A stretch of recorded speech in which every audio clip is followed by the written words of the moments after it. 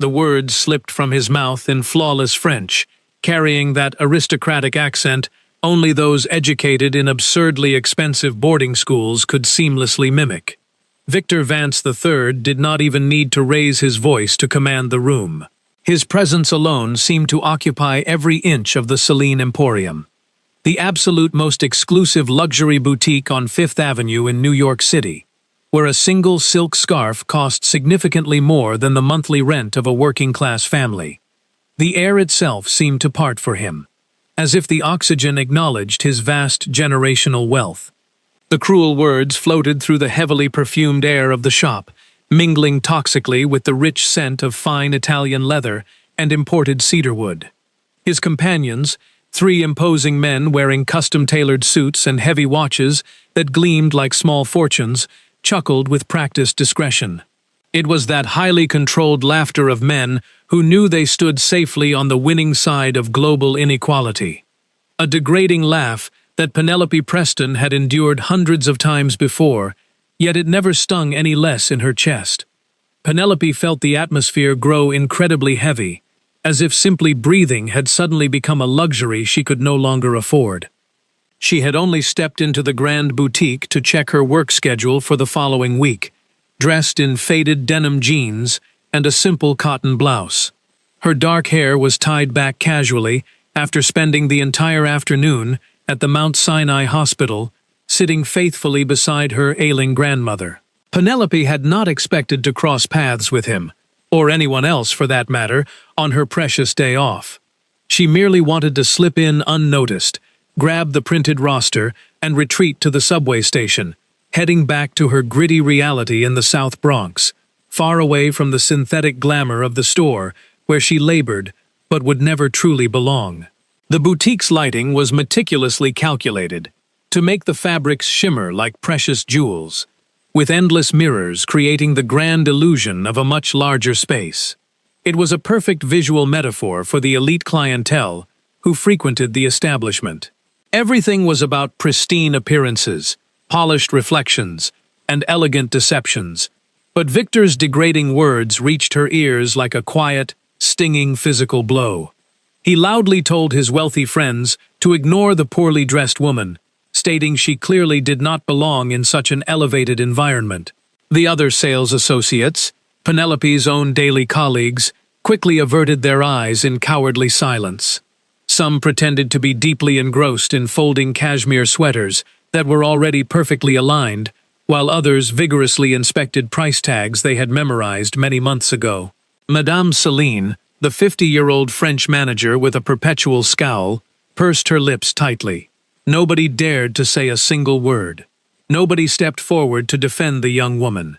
In the extravagant, ruthless world of the Celine Emporium, prominent clients like Victor Vance III were never contradicted.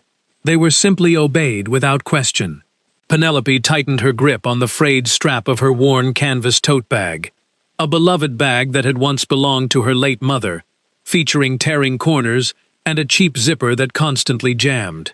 She took a remarkably deep breath, and suddenly, something buried deep within her soul, something that had remained entirely dormant through 3 agonizing years of silent humiliations, forced smiles, and absolute obedience, violently awakened.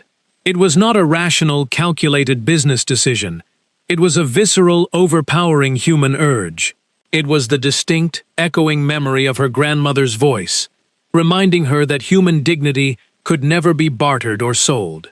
It was the heavy weight of countless lonely nights, studying under a flickering desk lamp, mastering complex French verb conjugations, while her university peers went out drinking in downtown Manhattan.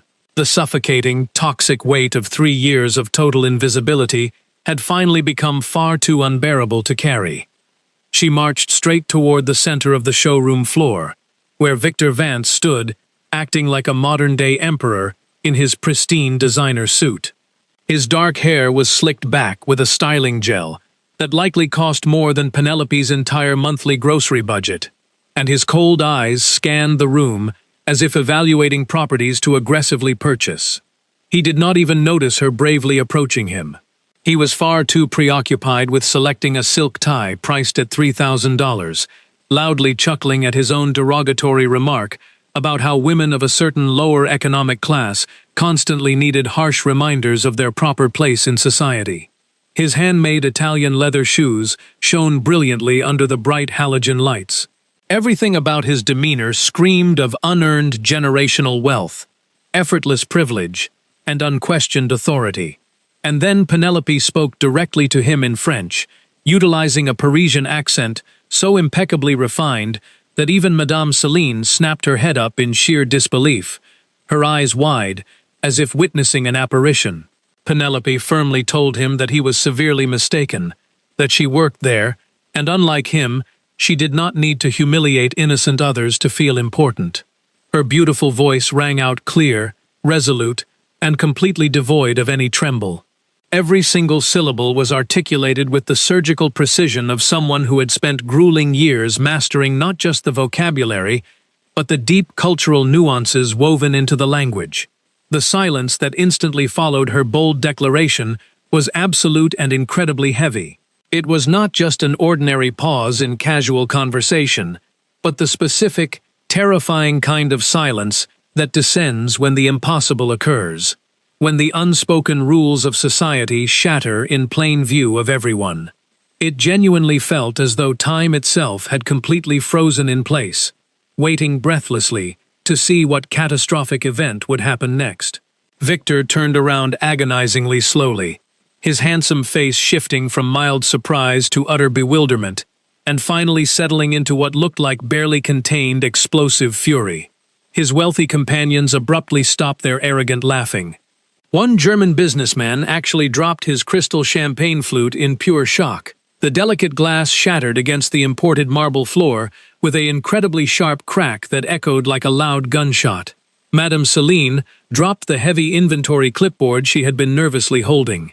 The remaining sales associates stood completely frozen, like ancient marble statues caught in the middle of a Greek tragedy.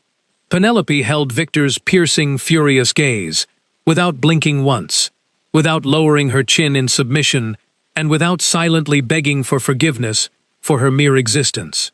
For the very first time in 3 long years, she flatly refused to apologize, refused to shrink her presence, and simply waited, her brave heart pounding so fiercely against her ribs she swore the entire room could hear the rhythm.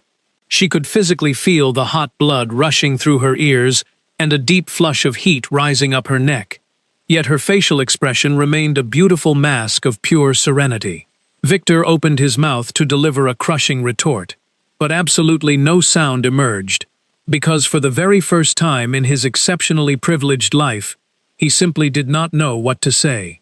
He had just been publicly challenged, in utterly flawless French, by someone he considered completely invisible and entirely beneath him. In that fleeting, monumental second, his carefully constructed fortress of arrogance suffered a massive, undeniable tremor. His dark eyes locked deeply onto hers, and Penelope saw genuine confusion swirling within them.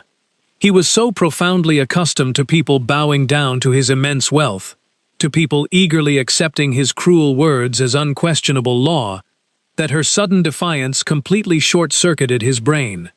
The seconds stretched out like agonizing, endless hours.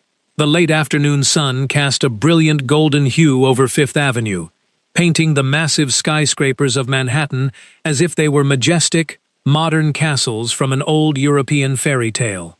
The broad sidewalks, the meticulously aligned street lamps, the luxury vehicles illegally parked at every corner.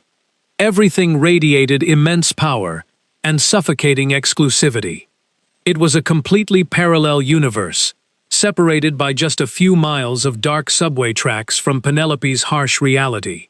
The South Bronx, the vibrant, struggling neighborhood where she had grown up, smelled of diverse spices, roasted nuts, and heavy exhaust fumes. It was a tough place, where energetic children played basketball on severely cracked asphalt courts, and weary, loving grandmothers hung freshly washed clothes on narrow, rusted fire escapes. It was the exact place where her grandmother Martha had courageously raised Penelope all by herself after her parents tragically perished in a horrific car collision when Penelope was merely 7 years old. Martha had powerfully taught her that human dignity possessed no price tag whatsoever, and that sometimes personal honor was the only true wealth a desperately poor person could claim. The Bronx was incredibly loud, wonderfully chaotic, and vividly alive. It was the harmonious, beautiful symphony of Spanish, English, and countless other dialects, blending together on the busy street corners. A massive chorus of voices Penelope had absorbed since she was a little girl. Penelope finally turned her back on the stunned billionaire and walked purposefully out of the luxury boutique, her legs trembling slightly beneath her, but her head held incredibly high. She walked 3 long city blocks before finally collapsing onto a wooden bench in Central Park, staring blankly at a large water fountain. Her palms were sweating profusely, and her brilliant mind raced with sudden panic. What in the world had she just done? All around her, New York City continued its relentless, rapid rhythm. A young couple shared a tender kiss on a nearby patch of green grass, blissfully unaware of the intense dramatic confrontation that had just unfolded mere blocks away. She had answered him perfectly in French, humiliating a notoriously ruthless billionaire in front of his elite peers. She closed her eyes tightly, desperately trying to organize the terrifying avalanche of thoughts. For 3 long years, she had swallowed every vicious comment, every condescending glare, and every degrading command, all because her grandmother desperately needed incredibly expensive heart medications to survive. She checked the cracked screen of her mobile phone. It was exactly 5:40 in the evening. She desperately needed to rush back to the hospital before 6 o'clock. The kind nurse had solemnly mentioned that Martha was growing significantly weaker, and they needed to urgently discuss alternative treatment options. The word options was simply the medical establishment's polite, sanitized way of asking exactly how much money a struggling family could afford to spend to prolong a loved one's fragile life. Penelope stood up, adjusted the frayed strap of her mother's tote bag, and marched toward the subway station, preparing to descend back into the grimy, unforgiving underground of the city. The massive subway car was tightly packed with exhausted bodies returning home from grueling, underpaid shifts. A tired construction worker in paint-splattered overalls slept heavily against the smudged glass window. Penelope secured a tiny spot near the sliding doors and gripped the cold metal pole, feeling the incredibly familiar swaying of the heavy train as it rattled aggressively through the dark tunnels of Manhattan. When she finally reached Mount Sinai Hospital, the golden evening light had already surrendered to a gloomy gray twilight.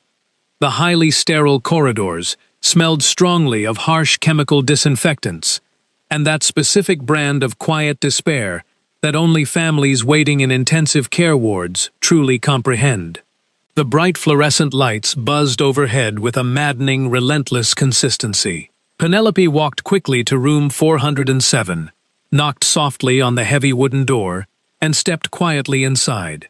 Her grandmother was remarkably awake, sitting up slightly in the adjustable hospital bed, holding a tremendously outdated gossip magazine in her frail hands. Upon seeing her beautiful granddaughter, Martha's pale, severely wrinkled face instantly illuminated with a profound, radiant warmth that absolutely no amount of billionaire wealth could ever purchase. Despite the ravaging illness, Martha's wise eyes still sparkled brightly with the fierce, unconditional love that had securely anchored Penelope's entire challenging existence. Penelope cautiously approached the bed, gently kissed her grandmother's feverish forehead, and took a seat in the tremendously uncomfortable plastic chair she had unfortunately come to know intimately over the past several agonizing months. She held Martha's frail, calloused hands, hands that had violently scrubbed floors and meticulously sewn garments for decades, just to put warm food on the small table. Martha warmly asked how work had gone, and Penelope forced a fragile, unconvincing smile, claiming it was merely interesting. Martha firmly squeezed her hand, immediately sensing the hidden emotional turmoil, and powerfully reminded Penelope never to sacrifice her personal dignity for a miserable job, because dignity was her only permanent possession. The powerful, ancient words resonated deeply within Penelope's chest, like an old church bell ringing in the distance. She solemnly promised her loving grandmother she would always choose dignity above all else. As the heart monitor beeped rhythmically in the quiet background, Penelope stared thoughtfully out the window at the glittering city skyline, blissfully unaware that Victor Vance III was currently sitting in his luxurious penthouse, sipping 30-year-old scotch and obsessing dangerously over the mysterious shopgirl who had dared to openly defy him. The very next morning arrived bitterly cold and relentlessly gray, matching the heavy dread sitting deeply in Penelope's stomach. Penelope woke up at exactly 5:30 in the morning, brewed a cheap cup of instant coffee, and donned her deeply despised boutique uniform. She walked quickly to the subway station while the streets were still wonderfully empty, the brisk morning air smelling of freshly baked bagels from the beloved corner deli. During the long, rattling commute, she mentally prepared herself for the inevitable, harsh firing. Madame Céline would surely call her into the back office, deliver a brutal reprimand, and terminate her employment immediately. Penelope bravely accepted this grim fate. She would simply find another job, perhaps scrubbing toilets or washing dishes in a greasy diner. But she would do it with her head held exceptionally high. When she finally arrived at the Céline Emporium, the atmosphere felt exceptionally bizarre and tense.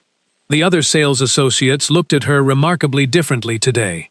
The usual wealthy, careless disdain was completely replaced by a dangerous mixture of awe and genuine fear. Sarah, a 24-year-old co-worker who had routinely ignored Penelope for 2 entire years, suddenly approached her in the employee locker room, whispering excitedly about the terrifying confrontation.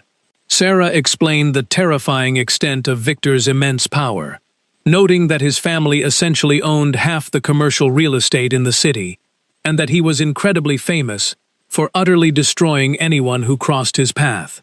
Just then, a sharp, commanding voice demanded Penelope's immediate presence in the manager's private office. Penelope knocked bravely and entered the elegant, wood-paneled office. Madame Céline sat rigidly behind a massive mahogany desk, wearing a classic tweed suit and authentic pearls, her severe expression colder than a brutal winter blizzard. The French manager coldly recounted Penelope's flawless record of total invisibility over the past 3 years, starkly contrasting it with her sudden, unforgivable outburst the previous afternoon. Penelope flatly refused to lower her bold gaze, firmly stating that she would rather be unemployed than be treated as a subhuman creature by arrogant billionaires. The incredibly tense silence that instantly followed felt thick enough to be sliced with a sharp kitchen knife. Madame Céline let out an incredibly long, frustrated sigh, setting her expensive porcelain espresso cup down on the desk with a sharp clink. She shockingly revealed that she had indeed prepared Penelope's termination papers, but she surprisingly could not use them. Early that very morning, Victor Vance had personally called the boutique and explicitly demanded that Penelope serve as the exclusive hostess for his private, highly exclusive VIP event scheduled for the following week. Céline grimly warned Penelope that this was undoubtedly an incredibly cruel trap, a highly calculated vengeance orchestrated by a ruthless man who never forgave an insult. Penelope instantly realized she was walking directly into a dangerous lion's den. The agonizing, slow days leading up to the VIP event felt stretched and tightly wound, exactly like the suffocating, heavy air right before a massive thunderstorm violently strikes. Penelope continued her daily tasks with her usual quiet efficiency, but the invisible shield she once wore had been completely shattered into tiny pieces. She was now the legendary, fearless girl who had openly humiliated Victor Vance III. Some colleagues cast her quiet glances of secret admiration, while others desperately avoided her like she carried a deadly, highly contagious plague. Every night, Penelope lay awake on her lumpy sofa in the South Bronx, wondering exactly how the ruthless billionaire planned to publicly execute her dignity. The highly anticipated evening of the exclusive gathering finally arrived, bringing with it a biting autumn wind that swept fiercely through the wide avenues of Manhattan. The Céline Emporium had been magically transformed overnight by elite decorators into a breathtaking scene straight out of a royal European palace. Hundreds of flickering candles in sterling silver candelabras cast a warm, dancing glow against the incredibly expensive designer garments.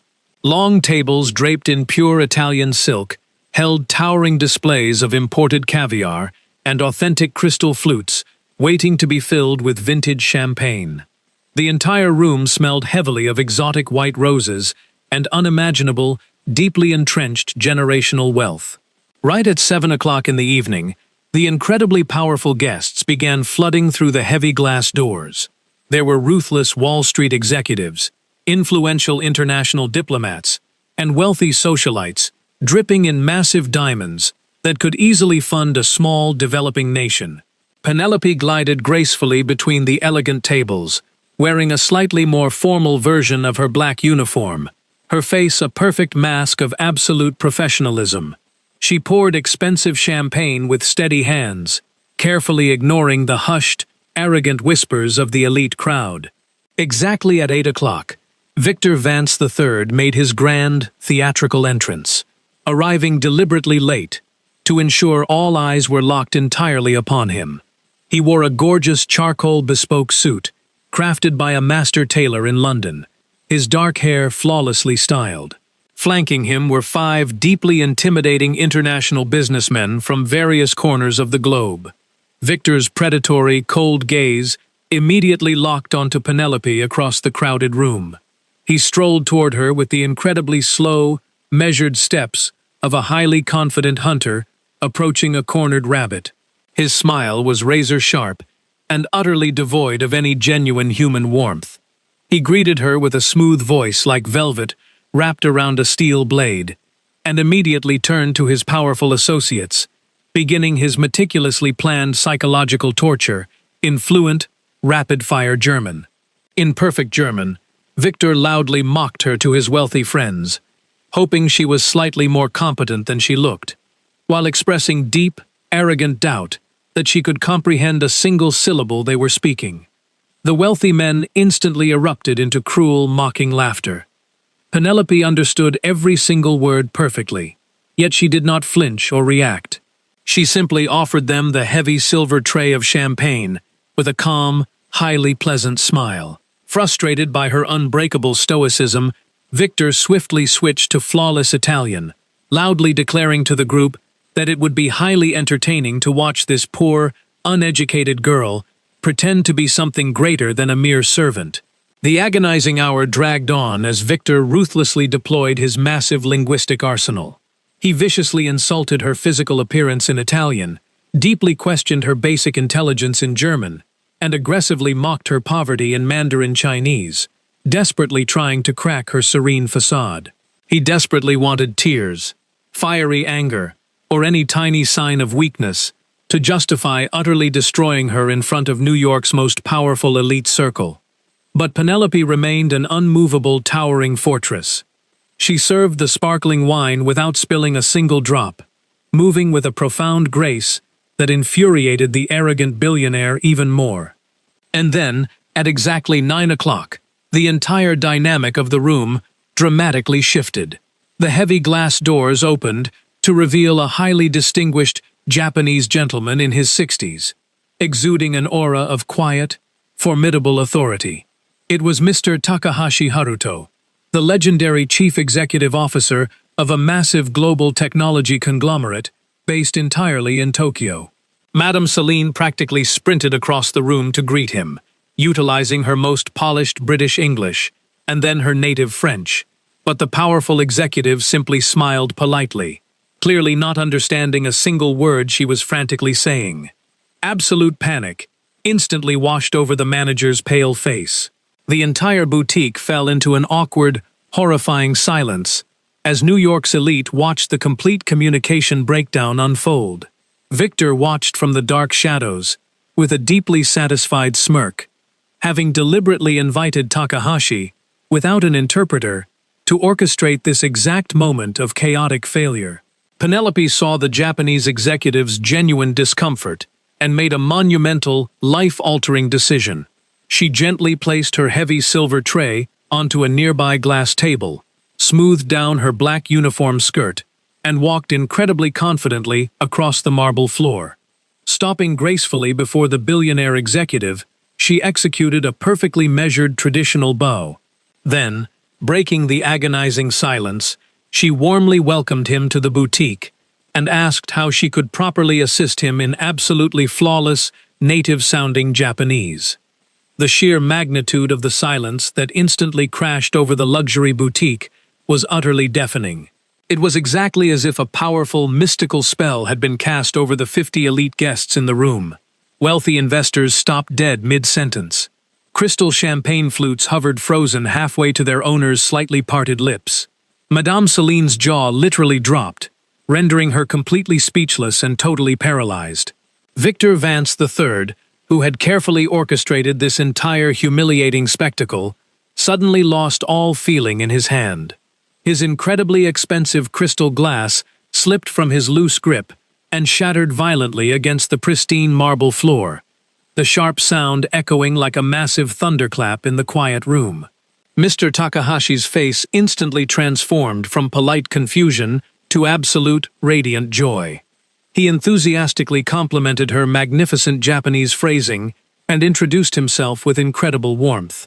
Penelope returned a genuinely beautiful smile, introducing herself with deep respect.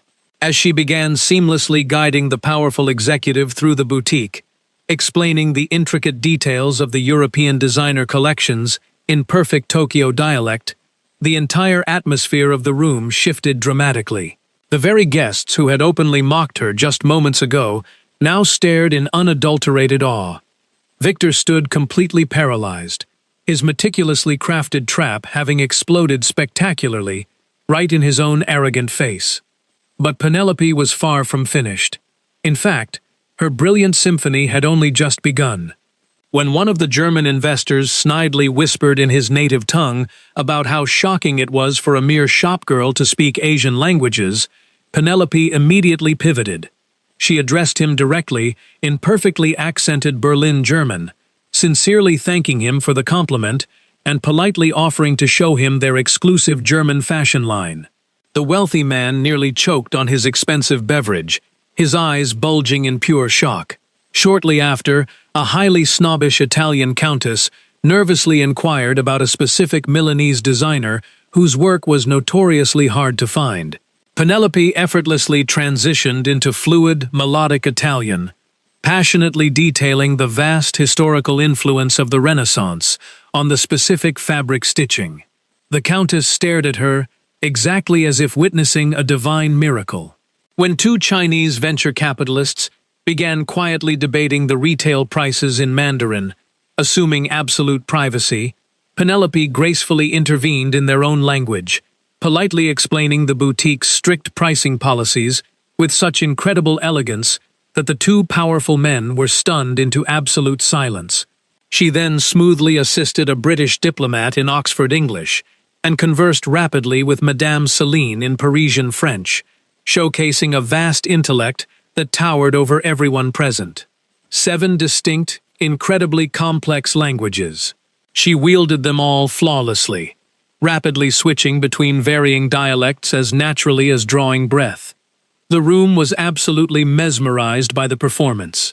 The invisible, impoverished girl from the South Bronx had completely dominated a room full of global billionaires. Victor Vance was exceptionally pale, his knuckles turning stark white as he clenched his fists in sheer disbelief and rapidly rising shame. His incredibly cruel game had backfired permanently. Later that evening, after joyfully purchasing $80,000 worth of garments for his beloved wife, Mr. Takahashi approached Penelope. Speaking in English so the stunned crowd could hear, he respectfully asked where she learned such extraordinary skills. For the very first time in 3 agonizing years, Penelope allowed her true, brilliant self to boldly step into the bright light. She confidently explained that she had earned a master's degree in linguistics from Columbia University, on a full academic scholarship, studied abroad at the Sorbonne in Paris, and worked as an official translator for the United Nations in Geneva, acquiring immense fluency in multiple European and Asian dialects. She locked her eyes directly with Victor, stating loudly she only worked at the retail shop temporarily due to severe family medical emergencies, but that her profound knowledge was a wealth nobody could ever steal from her. The incredibly heavy silence that followed her powerful speech fundamentally altered the power dynamics of the entire room. Mr. Takahashi reached into his tailored suit jacket, produced an authentic rice paper business card handed to him by his quiet assistant Kenji, and presented it to Penelope with both hands in a traditional gesture of profound respect. He loudly offered her the highly prestigious position of Director of International Relations for his global conglomerate, featuring a massive six-figure salary, base offices in New York, and frequent executive travel to Tokyo and Geneva. He urged her to call him the very next morning, assuring everyone present that his incredibly generous offer was absolutely serious. Penelope accepted the delicate card with slightly trembling fingers, feeling a massive surge of bright hope she had forcefully denied herself for years. Madame Celine scrambled forward, flashing a desperately nervous smile, practically begging Penelope to immediately accept a newly invented executive promotion at the boutique. But Penelope completely ignored the hypocritical manager. She had finally, permanently reclaimed her powerful voice. Meanwhile, Victor Vance III quietly slipped out of the boutique without saying a single word to anyone. He retreated to his black luxury sports car, sitting in the dark leather interior, deeply haunted by the brutal, undeniable realization of his own monstrous behavior. The following days genuinely felt like a wildly beautiful dream for Penelope. Her incredibly outdated mobile phone rang constantly, with highly lucrative job offers from massive international corporations. She officially accepted the executive director position with Takahashi Industries, happily preparing to begin her completely new corporate life in 2 months. Meanwhile, Victor had spent those very same days wandering aimlessly through the impoverished streets of the South Bronx, in his expensive vehicle, forcing himself to truly observe the immense daily struggles of the working class. The crushing weight of his lifelong arrogance had finally cracked his cold heart, leaving him desperate to find some meaningful path toward personal redemption. 2 days later, Penelope sat rigidly in the highly sterile office of Dr. Roberts at Mount Sinai Hospital, alongside a deeply compassionate young nurse named Chloe, who had wonderfully cared for Martha for months. The incredibly tired physician held a thick medical file, his face bearing a look of absolute astonishment. He joyfully informed Penelope that a massive, anonymous philanthropic organization, recently identified as the Vance Family Foundation, had unexpectedly fully funded a revolutionary, highly experimental treatment for her grandmother. The staggeringly expensive medical procedure, normally costing hundreds of thousands of dollars, was showing an incredibly high success rate, and Martha was officially scheduled to begin the life-saving protocol the very next morning. Penelope broke down, sobbing uncontrollably from sheer, overwhelming relief. 3 highly emotional weeks later, Penelope stood quietly outside her tiny, cramped apartment in the South Bronx, tightly gripping 2 heavily worn suitcases. Her beloved grandmother was safely resting at a highly specialized rehabilitation facility, responding miraculously well to the expensive treatments. As Penelope prepared to head to the international airport for her flight to Geneva, she heard exceptionally heavy footsteps climbing the creaky wooden stairs. She turned quickly to find Victor Vance standing there, looking remarkably out of place in casual denim jeans and a incredibly simple cotton sweater. The arrogant, toxic aura of the billionaire was entirely gone, replaced completely by a profound, raw humility. He did not come aggressively demanding attention or falsely projecting power. He stood at a highly respectful distance and sincerely apologized for his horrific behavior, not just to her, but to every invisible worker he had ever callously demeaned. Penelope listened calmly, feeling a very strange sense of emotional closure. Victor slowly pulled a folded legal document from his pocket and gently handed it to her. It was the official charter for a newly established educational fund, providing fully paid linguistic and academic scholarships to brilliant, underprivileged youths from neighborhoods exactly like hers, ensuring they would absolutely never have to endure humiliation just to survive. Penelope read the incredible document incredibly carefully, realizing with shock that 50 young students had already been fully funded. Victor confessed that her absolutely unbreakable dignity had fundamentally shattered his highly toxic worldview, forcefully teaching him that true power resided in profound empathy, not inherited wealth. Penelope looked deeply at the repentant billionaire, her beautiful voice softening just a fraction. She told him that while she could not instantly forgive years of his systemic cruelty, she deeply respected that he was finally utilizing his immense wealth to create genuine, positive change in the world. She thanked him softly, picking up her heavy bags with a small, peaceful smile. At the incredibly bustling John F. Kennedy International Airport, Penelope hugged her beloved grandmother tightly near the crowded security checkpoint. Martha had stubbornly insisted on coming to say goodbye, her beautiful face glowing with renewed health and fierce pride. They joyfully promised to see each other very soon in Switzerland. As Penelope walked down the incredibly long terminal corridor toward her departure gate, she felt the incredible, crushing weight of the past 3 years finally lift entirely from her tired shoulders. She boarded the massive airplane, looking out the small oval window at the sprawling concrete jungle of New York City, a place that had severely tested her spirit and ultimately forged her unbreakable strength. The massive airplane engines roared loudly to life, lifting the aircraft high above the gleaming skyscrapers and the gritty outer boroughs, blurring the stark lines between extreme wealth and desperate poverty. Penelope smiled brightly, knowing deeply that she was finally stepping into a bright future built entirely upon her own immense merit and unyielding perseverance. Back firmly on the ground, Victor Vance bravely walked into a small community center in the Bronx, ready to meet the very first group of bright scholarship students, finally understanding what it meant to truly see the beautiful humanity in others. Both of them had been forever transformed by that single, explosive encounter. Sometimes we wander through life falsely believing that a person's ultimate worth is measured by the luxurious labels on their clothing, the massive balances in their bank accounts, or the prestigious neighborhoods they happen to inhabit. Yet, this story beautifully reminds us that true human value is profoundly forged in the quiet fires of resilience, grace, and unwavering dignity when facing immense adversity.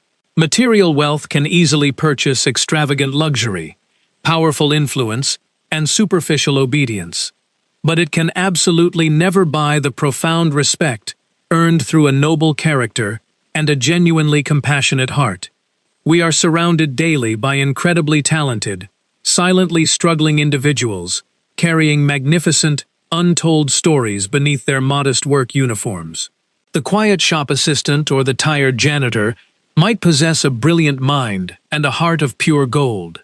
Treating every single person with deep, genuine respect is not merely a fleeting act of kindness. It is a fundamental recognition of our shared, fragile humanity. When we consciously choose empathy over cruel arrogance, and when we fiercely protect our inner dignity over surrendering to despair, we unlock the extraordinary potential hidden within ourselves and others, ultimately creating a brighter world where true nobility is defined solely by the selfless goodness of our everyday actions.